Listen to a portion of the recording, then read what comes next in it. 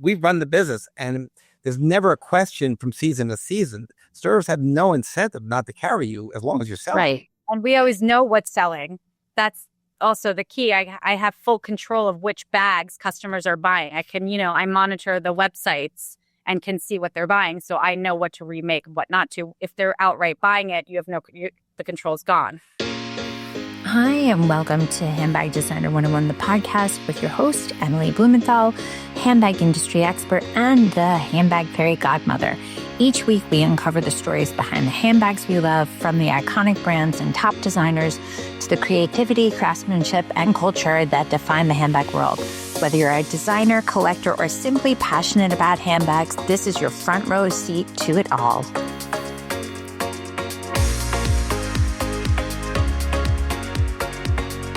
Welcome, Tom Glazer and Alexia Nelson of Graphic Image to Handbag Designer 101, the podcast. Welcome, guys. Welcome. Thank you. Thanks for having us. Yes. Well, let's just pull the curtain and find out who Oz is behind Graphic Image. What is the story of the name having Graphic Image being a handbag brand, and it's actually Gigi New York, but it isn't? Talk to me about what that is. So Graphic Image is the original company, parent company, that was started in 1977. And my father used the name Graphic Image because he was a graphic artist for 10 years before he intended to start his own business. So there's a long story there, but we'll just fast forward for now to where Gigi came about. The recession in 2009 was tough for everybody. And we were determined to come out of it with a business that stopped going out of business. And by that, I mean, our main graphic image business was diaries, agendas, which we were afraid, even though they are running strong, we were afraid that would end.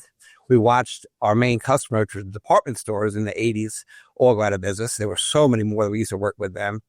And we said to ourselves in 2009, let's make a tote. We were actually already making totes for Victoria's Secret of all companies. Private label. Yeah, we were hired to develop their airport program. Oh, wow. And we were told that we'd be involved until they didn't need us anymore, and that turned out to be so. Anyway, we took the tote bags that had been making for them, and we made one. We put them in the New York gift show because that was the graphic image market. Mm-hmm. Today it's called New York Now or something like that, whatever. Yep. We sold like 350 of them, and we said, wow, there's a business here. Okay. So that was the beginning. As far as the name is concerned, there's really two of them.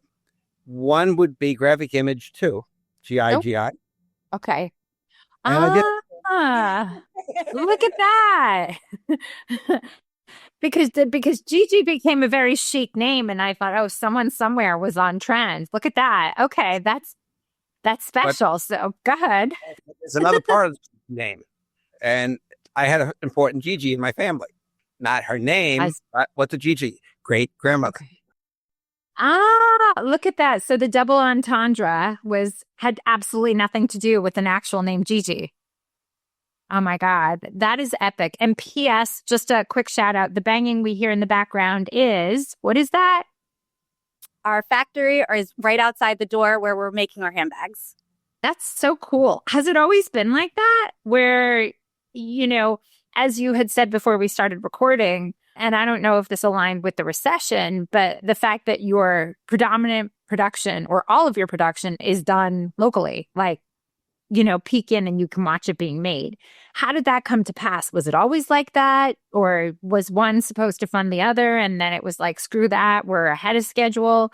Because as we all know, pricing is kind of key. And how do you do that with margins to try and keep something affordable, especially when you're working with leather? Well, where do I begin? We got time, Tom. We got time. Because you've got a secret sauce that I think people should know about. We began as bookbinders, and nobody had ever really put a high-end fashion leather on a book in any great degree. And there were parts of being in bookbinding that we had to do ourselves because we couldn't contract it on the outside. We could contract printing and such, but eventually we got into making all the leather covers. And we established really premier accounts right from the start. Barney's, Bergdorf Goodman, Neiman's, Tiffany. That leads to making books for them and having a lot of leftover material. We call it the scrap. we need to learn to make things with that for purposes of costing. So Right. it began with book covers, went on to small leather goods. And then over time, now we're talking 40 years, we graduated into making more and more challenging products. So now here we are, 2011, and Gigi's had a very successful handbag launch. One bag, one tote. Where we go from here? The production on our own, a lot of it had to do with Tiffany too. For 30 years, we were the only vendor that made any Tiffany product, and it had to be made here in the States. And although we still work now that Louis Vuitton's there, it's in a very, very different capacity. We're not running the show by any means anymore, but we needed to learn to educate ourselves on how to do it. The Victoria's Secret thing was kind of relevant because they wanted huge numbers of products introduced on very short order. And although we had to use overseas for them because of the price point, the window of making the product was so short, we had to do all the sampling and development here. What an education that was. I can't even imagine. You can't imagine. So we found a way to be able to survive making product here. I'm not a China basher. We have a fantastic plant in China that we can't use anymore because of what they cost. I even go as far to say that as we were learning to make bags, they helped teach us about what we did and what was important. And it was really, really wonderful experience. But today, it's all 100% here, whether it's the books or the business card cases and such, all the way to the handbags. And I think it'd be very difficult to make an inexpensive product here. And not to say that we're very expensive, but I think you kind of need to be in luxury to afford to be able to sell into the American market. And we chose a price point for our handbags that was elevated.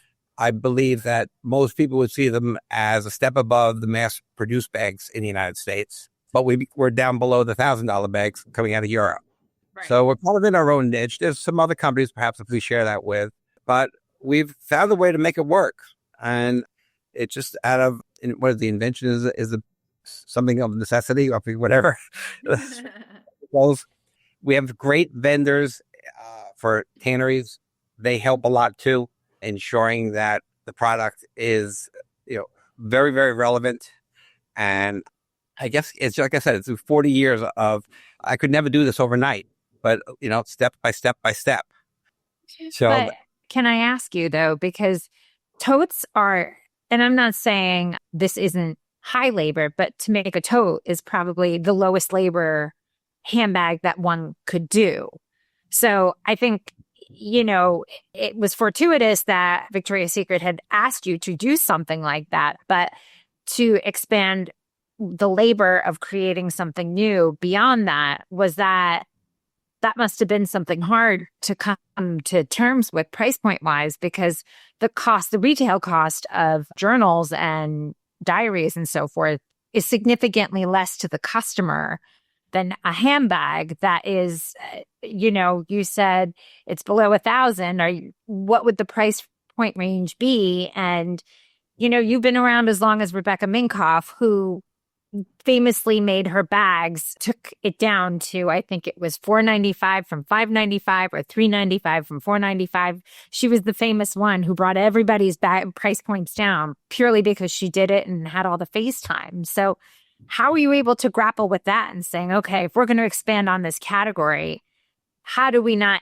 alienate our current customer, or do we have to find a brand new customer for this? Because they might not be the same people. Well, we were fortunate that we happened to have what at times in our lives has been a cash cow, and it's called graphic image. So it allowed us to be very experimental with Gigi. And prior to COVID, we took on contract work. We had 50 people in the department, and it was very hard to make money there. We did the coterie, the trade shows, and we catered to the small store audiences. And we made kind of a switch after COVID, which was to really focus on 3 accounts. Well, mainly Saks and Neiman. Lucky us today, right? And now Nordstrom as well. And the department is more like 12 to 15 people. And we have the luxury of doing small runs and really, really controlling our costs. They're probably, and we've already getting the interest because of what's going on politically in the world. There probably are some very larger opportunities out there, which I hope we can resist. All right.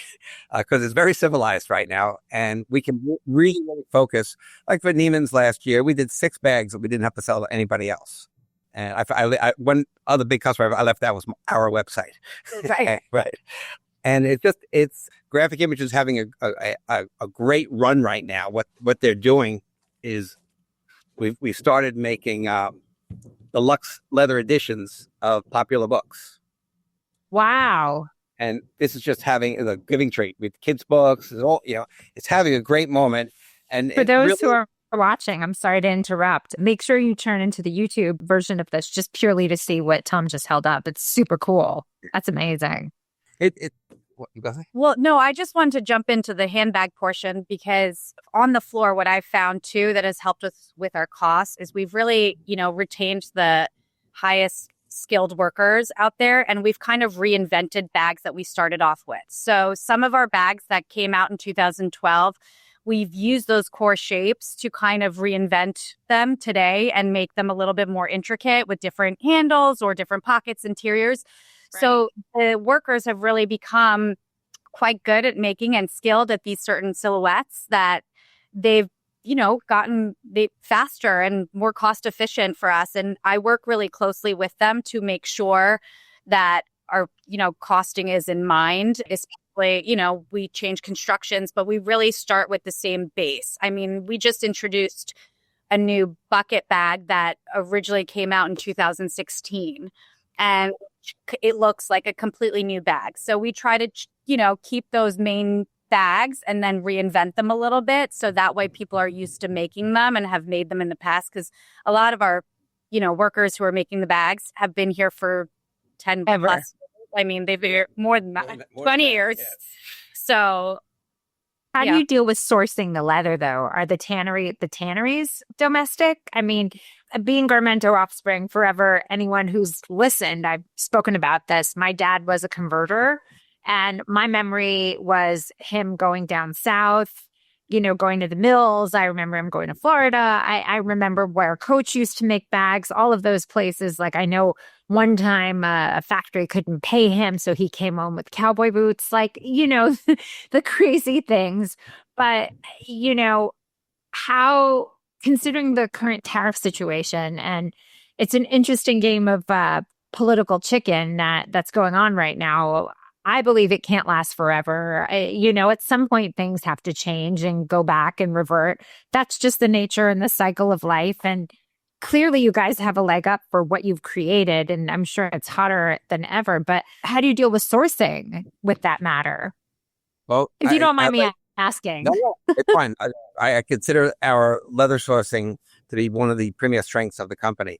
And it's because we've been buying elevated leathers since 1990. And we got to really know all the Italian and French tanneries and made friendships with them. And today we get treated well by them. It's also not hard to know what the top leathers coming out when you're buying from the same tannery. Right. Our main tannery is in France, Tannery d'Annonay. They were purchased by 𝐉𝐸𝐺 5 years ago. Most of the large European brands have bought up different tanneries. Did that make it difficult for you if they were now? Well, it made it difficult for the brands that they kicked out of the tannery, but we were included. And it's actually it's a real asset to have a window into what the best brands are using for leathers and such. Colors, we're surprised at how often Alexi comes up with a palette and we go into the tannery and they're making the same colors. So. I do my research. Right. He's on trend. Yep. The other big advantage, have you heard of Linea Pell? Of course. Okay. So you go to Linea Pell and you do your homework and you work for 3 days, 9 till 6 o'clock the whole day. And you come away with great stuff. We have more things here to pull on than we can do in one season. And we don't go twice a year, but we don't miss more than 2 shows. It's consecutive. We'll go back in the fall. And it's basically, if you're in the leather world, there's nothing you can't find there. And for those who don't know, Linea Pelle is... It's in Milan, used to be in Bologna. And it's a trade show for all the tanneries, all the hardware people, includes the synthetic people, the fabric, any Hardware, all components. Yeah. I mean, I'm trying to think of anything that you couldn't buy there that you make in leather. Everything is there. And this is the same show that's in New York or a different one? Because there's... Yes, it is. New York is a much smaller scale. So you won't see, it's like a quarter. No. It's 1%. 1%. Yeah, that's true. That's over there. Wow. But it does have a lot of premier tanneries. No, it's given the quality of what New York pulls in, we always go. It becomes more of a meeting place than picking up. Social hour. It's very social. Yeah, it's hard to get down an aisle in less than 2 hours. Oh my God! Has any of this taught you that, especially post-COVID, that you need to hedge your bets and make sure that you have another tannery as a backup, purely because, if you're working with the best people and they're being acquired, there's always a chance where you might get a phone call saying, hey guys, so sorry, we can't work with you anymore. Because that, I think, is what a lot of people are dealing with right now, purely because of the tariff situation, saying, oh crap, like, what are we going to do? Do we ship from China and China to Europe and then Europe back? Like, there's an extra layer to put on. Like, I know dealing with a lot of manufacturing, specifically that I am right now with the Middle East, they're not having any issues. Go in China and ship directly to the Middle East. It's super easy. So how do you grapple with all that? Well, one thing to realize is that with all the labor here, the 10% increase in the cost of our leather probably translates to no more than a 2 to 3% increase in the cost of the end product. So it's absorbable. And there's another thing which I didn't mention before, and these tanneries I don't want to share with you because you're a customer, because they have... Zip. I got you. They come from France and Italy. Right. All right. We have great contacts and tanneries in various continents around the world. And the leather world in general, in the last 20 or 30 years, has the expensive leathers have become more expensive, and the basic leathers have become less expensive. Right. And tanneries that can really churn out good quality leather. And you got to be careful. If you're going to buy leather in Brazil, there's certain types of leather they make very well.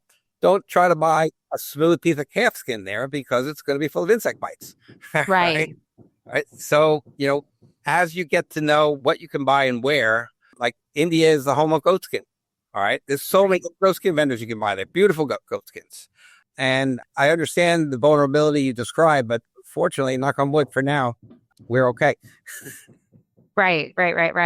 It's so interesting, especially with like what you said about India versus Brazil. I know there's a lot going on in one little spot in Spain where everybody's going to right now for leather and in some cases production. I know there's this one city. And they're less costly. Spain is fantastic. Yeah. Yeah, it really is. There's another way of buying leather too.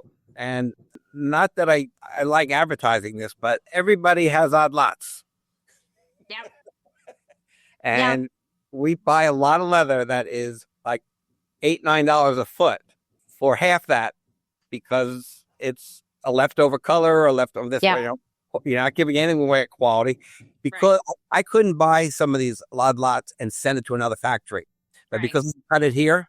Right. So if it's not working for a handbag, I'm going to make a passport case out of it or something like that.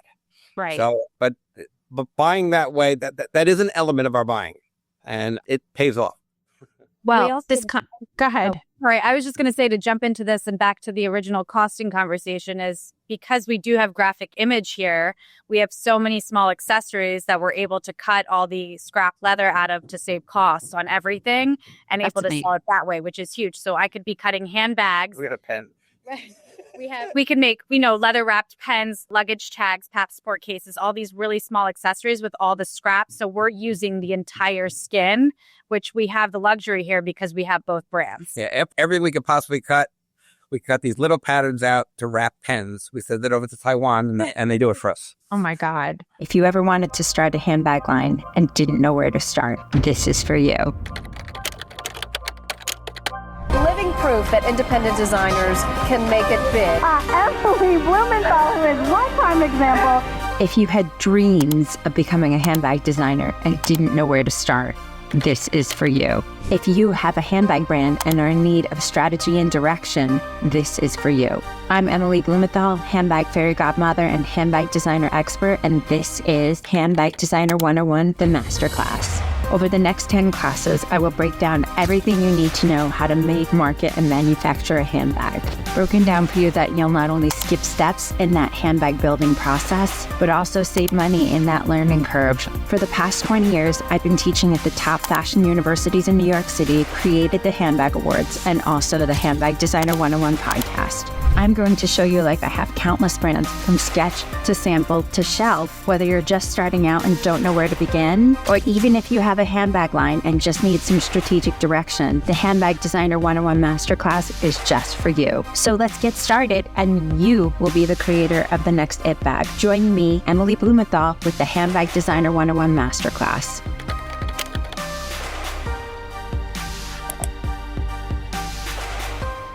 So that is a really interesting topic that you bring up about no wastage, because number one, you guys have tackled and I think are 10 steps ahead of everybody, because sustainability obviously is such a hot topic, yada, yada. Leather isn't sustainable. You and I all know that it is, because especially if you're not wasting it. But this idea of no wastage and being so on top of that, you're never concerned about, okay, we're creating pen cases or pen caps. Are you ever worried, like, it's great, we're not wasting this leather, but who's going to buy it? Or you'll always have a customer, because that's just as costly of creating a product that you don't know who you're going to sell it to. Well, most of these products are already on the graphic image side because we have the two brands in-house. So we have a whole graphic image line, as Tom was saying earlier, that's, bookbinding. It started as bookbinding, but we have the leather wrap books. But we also have a tremendous amount of accessories.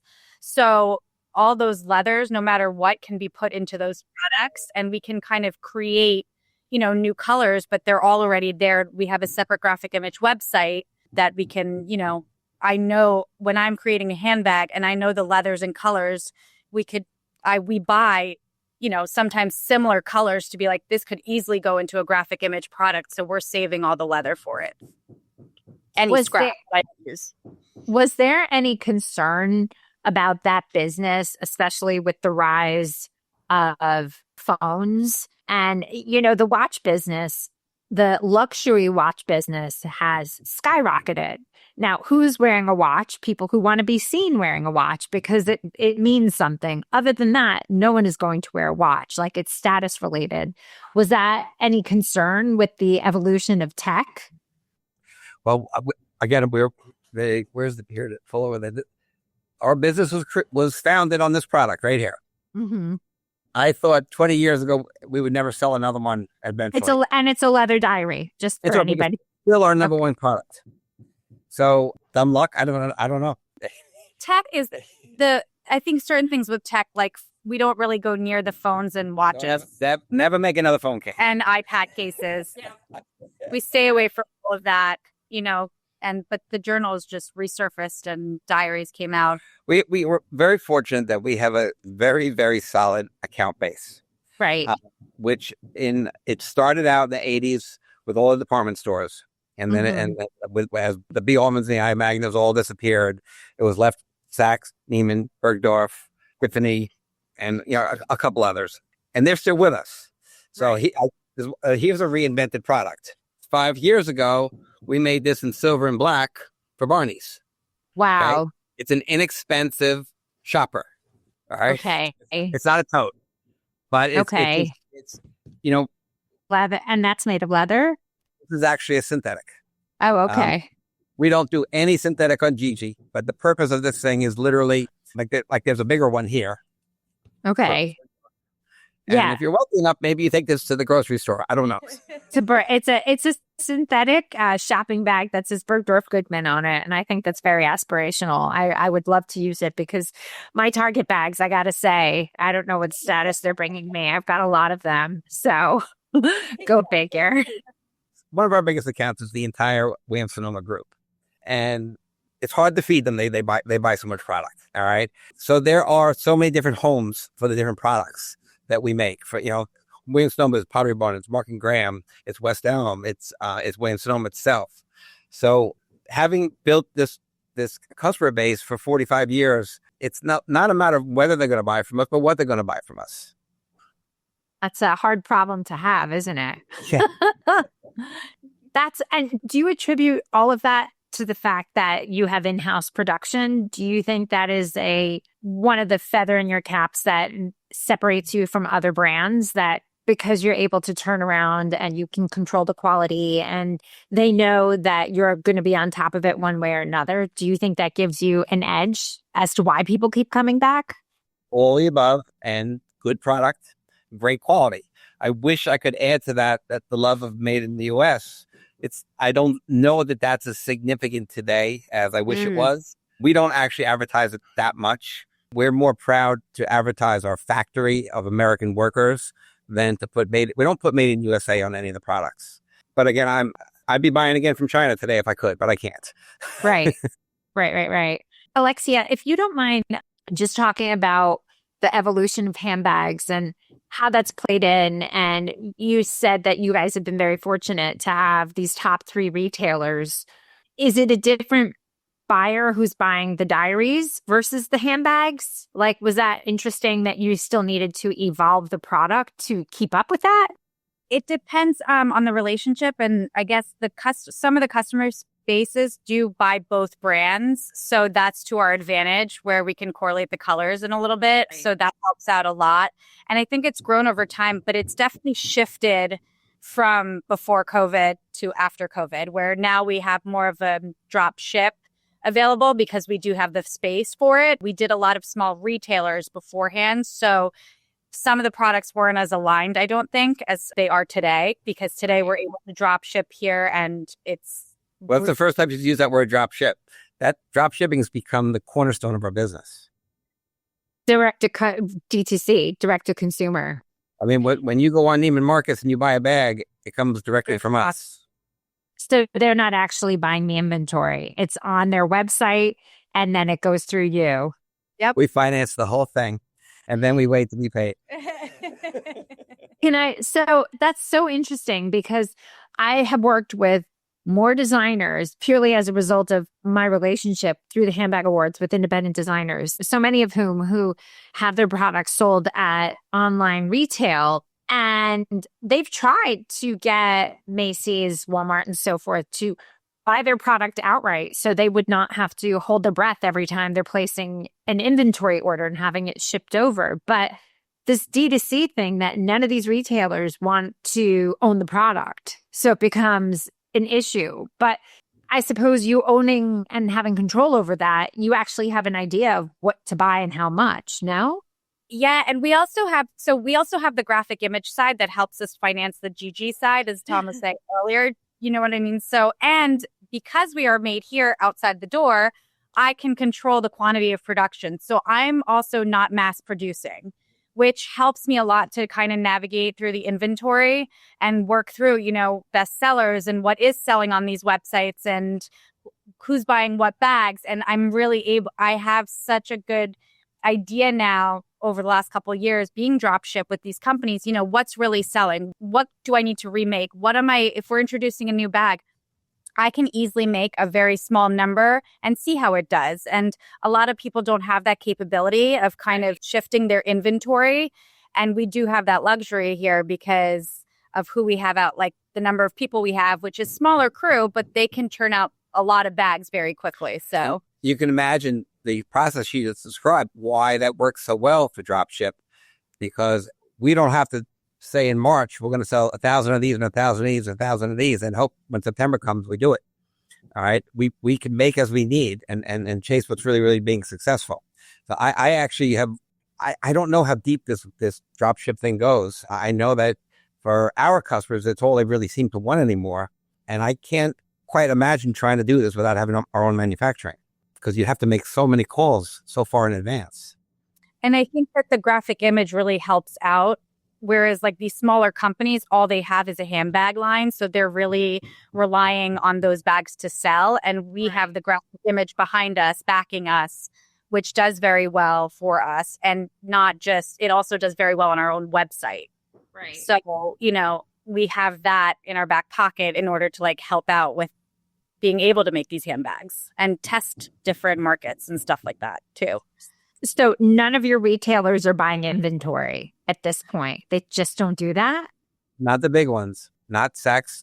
Neiman's buys a little bit, but not in the handbags. But no, it's we, as soon as you stop fighting the drop ship thing, you can try to make it work for you. Right. You pulled a couple of very smart things before. You said we're entirely controlling the business. We know everything about it. When you ship 500 bags to a store, and maybe they sell, maybe they don't sell, you have no idea if they were put out properly, if they're even put out at all. Now we run the business, and there's never a question from season to season. Stores have no incentive not to carry you as long as you're selling. Right. And we always know what's selling. That's also the key. I have full control of which bags customers are buying. I can, I monitor the websites and can see what they're buying. So I know what to remake, what not to. If they're outright buying it, the control's gone. In December of this past year, we were drop shipping upwards of 1,200 to 1,300 packages a day. Wow. I know. And it's all the products combined. Between two brands. Yeah. All hands on deck, I suppose. Yeah. Oh, yeah. It really is. So none of these retailers, like, how does it work if they want to carry it in store? Like, what does that do? Or do you actually stay away from that because it's one less headache that you don't need to deal with? We used to covet the independent store. Right.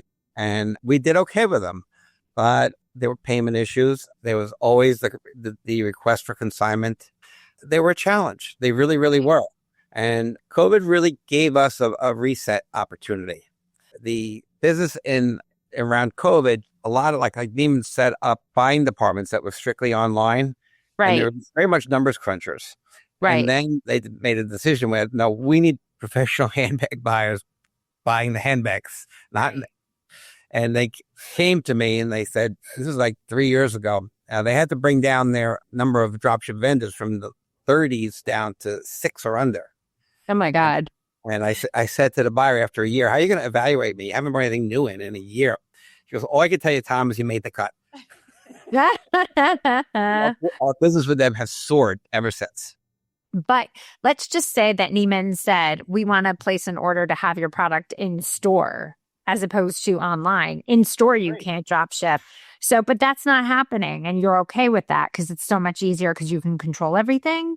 I'd like it to happen, but I don't need it to happen. And I'm not expecting it to happen. Wow. And in terms of, it's so funny because I've known about Gigi New York probably for as long as the handbag brand has been in existence, just because that's my job to track. I know that it hits a certain demographic and it's not for a very certain demographic.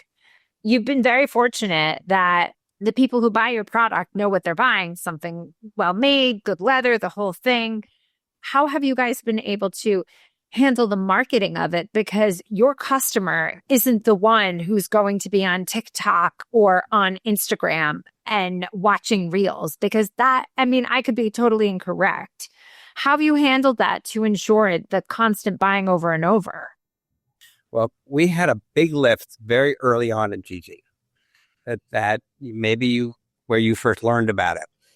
We were on the ground floor of the bloggers. Mm-hmm. We were doing bloggers with ladies today. We can't get near. They're so huge. Right. But they weren't anybody then. And there was a company, Reward Style, which came before Like to Know It. And we were doing their Fashion Week holiday hospitality suites when they had six employees. Right. And these rock star bloggers would come in again, who at that time they were nurses, they were moms, they were not, right. And they were called bloggers. They weren't called influencers. Right? Not yet. Right. And that gave us an enormous lift early. And we could never have afforded the marketing that would have gained us the kind of visibility it did in those years. Right. We still use them today, not the same way at all, though. That's a whole nother story. But the marketing came as again, we were lucky. We were very fortunate that the person in our tech area said, we need to connect with these ladies. And we didn't even know what he was talking about. He was right. We've also definitely seen a shift with social media, like in the last couple of years, going on a. So we did, because of all these influencers, we reached a peak. And then with COVID, it was like, looking at different things. So it started going down. But now recently, I think social media is actually, people are looking at social media again and really buying through Instagram, and not necessarily TikTok for us, but we're definitely present on, Instagram and Facebook. One of our challenges is that we appeal to the 25 to 65. Yeah, as you were saying.